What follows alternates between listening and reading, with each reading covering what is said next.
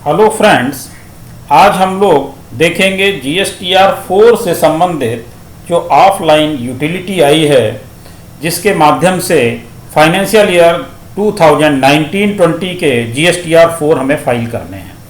अभी तक offline utility उपलब्ध नहीं थी, जो कि अब आ गई है, तो हमें उसी के माध्यम से अपना जीएसटीआर 4 फाइल करना है।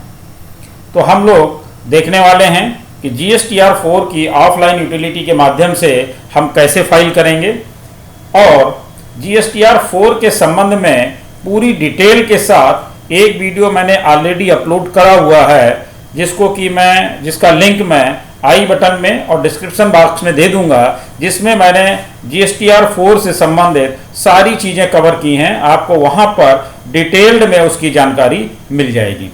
तो आइए देखते हैं जीएसटीआर 4 की ऑफलाइन यूटिलिटी को। उससे पहले एक छोटी सी रिक्वेस्ट कि अगर आपने अभी तक हमारा चैनल सब्सक्राइब नहीं किया है तो कृपया सब्सक्राइब कर लें और बेल आइकन अवश्य प्रेस करें, जिससे हमारे अपलोड होने वाले वीडियो आपको जल्दी से जल्दी मिल सकें।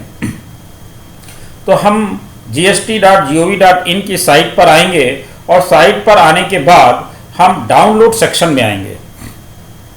डाउनलोड सेक्शन में जब क्लिक करेंगे तो यहाँ पर हमें ऑफलाइन टूल्स दिखाई देंगे। ऑफलाइन टूल्स में एक आपको दिख रहा है GSTR 4 offline tool quarterly filing. Quarterly filing में हमें नहीं जाना है, हमें जाना है जीएसटीआर 4 ऑफलाइन टूल एनुअल में, क्योंकि ये हम जो रिटर्न फाइल करने जा रहे हैं ये जीएसटीआर 4 एनुअल रिटर्न है।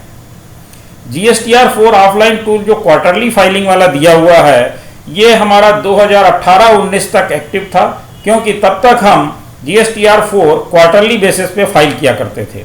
उसके बाद हम लोग CMP 08 फाइल करने लगे, तो हमें उस पर नहीं जाना है। हमें जीएसटीआर 4 की ऑफलाइन टूल जो एनुअल रिटर्न का है उस पर क्लिक करना है, और यहाँ पर क्लिक करने के बाद हमें यहाँ पर डाउनलोड सेक्शन में आना है, जहाँ ये लिखा हुआ लिंक में डाउनलोड, यहाँ पर हम क्लिक करके इसको डाउनलोड कर लेंगे तो इस तरह से जिप फॉर्मेट में ये आपके पास उपलब्ध हो जाएगा। जब जिप फॉर्मेट में उपलब्ध हो जाएगा उसके बाद इसको हम एक्सट्रैक्ट करके जब देखेंगे तो इस तरह से ये हमें दिखाई देगा। अब इसको हम समझते हैं। यहाँ पर आपको आने के बाद सबसे पहले GSTIN नंबर यहाँ पर फिल करना है, और इसके बाद फाइनेंशियल ईयर। तो फाइनेंशियल ईयर 2019-20 का ही है, तो यहाँ पर हम 2019-25 लिख देंगे, और इसके बाद फिर हमें आकर के देखना है इसकी टेबल्स को, किस टेबल में क्या फिल करना है उसको हम लोग डिटेल में समझेंगे। देखिए, पहली टेबल है 4A, जिसमें कि इस तरह से ये आपके सामने खुल करके आएगा। इसमें क्या है 4A में, inward supply receive from a registered supplier other than supply attracting reverse charge, यानी जो रिवर्स चार्ज को अट्रैक्ट करता है, जो उसके माध्यम से परचेज है उसको छोड़ करके, यानी यहाँ पर हमें केवल परचेज की डिटेल्स फिल करनी है जो कि हमारी रजिस्टर्ड डीलर से है। तो यहाँ पर आके हमें रजिस्टर्ड डीलर का GSTN नंबर फिल करना है। यहाँ पर place of supply, supply type, taxable value, rate, किस रेट से हमने परचेज किया हुआ है, इंटीग्रेटेड टैक्स है, सेंट्रल टैक्स है या स्टेट टैक्स है या सेस है, ये सारी इंफॉर्मेशन यहाँ पर हमें आकर के दे देनी है। अब देखिए, यहाँ पर ध्यान क्या देना है, क्योंकि यहाँ पर इनवाइस वाइज आपसे डिटेल नहीं मांगी जा रही है। यहाँ पर जो डिटेल आपसे मांगी जा रही है वो GSTN वाइज और रेट वाइज, यानी एक सप्लायर से पूरे साल में जितनी आपने परचेज की है उसका टोटल आपको यहाँ पर GST नंबर देना है, और बाकी इंफॉर्मेशन पूरे साल की यहाँ पर टोटल में फिल कर देनी है। दूसरी बात, अगर एक ही सप्लायर से हमने कई तरीके के टैक्स रेट की परचेज की है, तो हमें मान लीजिए 12, 18, 28 हमने 3 तरीके के टैक्स रेट से उससे परचेज की है, तो यहाँ पर हमें GST नंबर उसका लेना है, और GST नंबर लेने के बाद हमें अगर 12% की है तो 12% का पूरा होल द ईयर, मतलब पूरे साल का लिख देना है। फिर जितनी 18% की पूरे साल में खरीद की वो लिख देनी है। 28% से अगर खरीदा है तो जितनी 28% की हमारी डिटेल है वो यहाँ पर फिल कर देनी है। यानी यहाँ पर हमें विशेष ध्यान देना है, एक तो GSTN वाइज, यानी एक GST नंबर पे पूरे साल की जितनी परचेज है वो, और उस जीएसटी नंबर पे जितने प्रकार की परचेज है उसका बाइफर्केशन, यानी अगर 12 है, 18 है, 28 है, उसी हिसाब से हमें इसको फिल करना है। इसके बाद हम आ जाते हैं दूसरी टेबल में जो 4B है। इसमें क्या है, inward supplies received from registered suppliers attracting reverse charge. अब यहां पर हमें इनवर्ड सप्लाईज वो भरनी है जो कि हमने रिवर्स चार्ज को अट्रैक्ट करता है, यानी रिवर्स चार्ज से संबंधित है। तो यहां पर उसका हमें GSTN number, place of supply, supply type, taxable value, rate, integrated tax, central tax, state cess और एक्शन। एक्शन का यहां पर आपको एक मैं बता दूं कि एक्शन का मतलब यहां पर ऐड आपको करते जाना है। यहां पर ऐड और डिलीट का ऑप्शन आपको दिखाई दे रहा होगा, तो यहां पर हम सब ऐड करेंगे और ऐड करने के बाद जब हम इसको पूरा भर लेंगे उसके बाद सीट को वैलिडेट करेंगे। अगर हम यहां पर इसको ऐड नहीं करेंगे तो जब हम इस सीट को वैलिडेट करेंगे तो यहां पर एरर आ जाएगा। तो इसलिए हमें प्रत्येक लाइन को फिल करने के बाद उससे को एक्शन बटन में आकर के ऐड जरूर करना है, और जब ये हमारी पूरी फिल हो जाएगी उसके बाद हमें इस सीट को वैलिडेट करना है। यानी प्रत्येक टेबल पर हमें यह कार्य करना है कि हमें ऐड करना है और उसके बाद सीट को वैलिडेट करना है। इसको हमें बिल्कुल भी भूलना नहीं है। प्रत्येक टेबल को जैसे जैसे हम भरेंगे 4A, 4B, 4C, उसको ये हम करते जाएंगे। इसके बाद हम आते हैं 4C में। 4C में inward supplies received from unregistered supplier. अब यहां पर हमें वो सप्लाईज की डिटेल्स फिल करनी है जो कि हमने अनरजिस्टर्ड सप्लायर से ली हुई है। अब यहां पर हमें रिवर्स चार्ज के ऑप्शन में आकर के ये जरूर ध्यान रखना है कि रिवर्स चार्ज उस पर एप्लीकेबल है तो यस करेंगे, अदरवाइज नो करेंगे।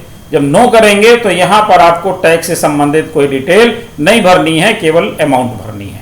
और जब हम यस करेंगे तो फिर हमें उसका रेट भी भरना है, किस रेट से हमारे ऊपर रिवर्स चार्ज एप्लीकेबल है। तो ये हमें ध्यान रखना है यहां पर। इसके बाद हम आते हैं टेबल नंबर 4D में। 4D में क्या है, इंपोर्ट ऑफ सर्विसेज। अगर हमने कोई सर्विसेज इंपोर्ट करी हुई हैं तो उसकी डिटेल हम यहां पर भरेंगे, अदरवाइज ये हमें फिल नहीं करना है। इसके बाद हम टेबल नंबर 5 CMP 08 से रिलेटेड है, यानी कि हमने जितने भी CMP 08 फाइल किए हैं उनकी डिटेल यहां पर ऑटो पॉपुलेट हो जाएगी। एक चीज मैं यहां पर आपको और बता दूं कि अगर आपने सारे CMP 08 यानी क्वार्टरली फाइल करना था तो 19-20 में आपको 4 CMP 08 फाइल करने थे। जब आपने चारों CMP 08 फाइल कर दिए होंगे तभी आप ये GSTR 4 फाइल कर पाएंगे, अन्यथा नहीं कर पाएंगे। इसके बाद हम लोग आते हैं 6 नंबर पे, इनवर्ड आउटवर्ड सप्लाईज पे। इसमें आप देख पा रहे होंगे कि बहुत सारे कॉलम जो हैं वो हमें फिल नहीं करने हैं, वो ब्लॉक्ड हैं।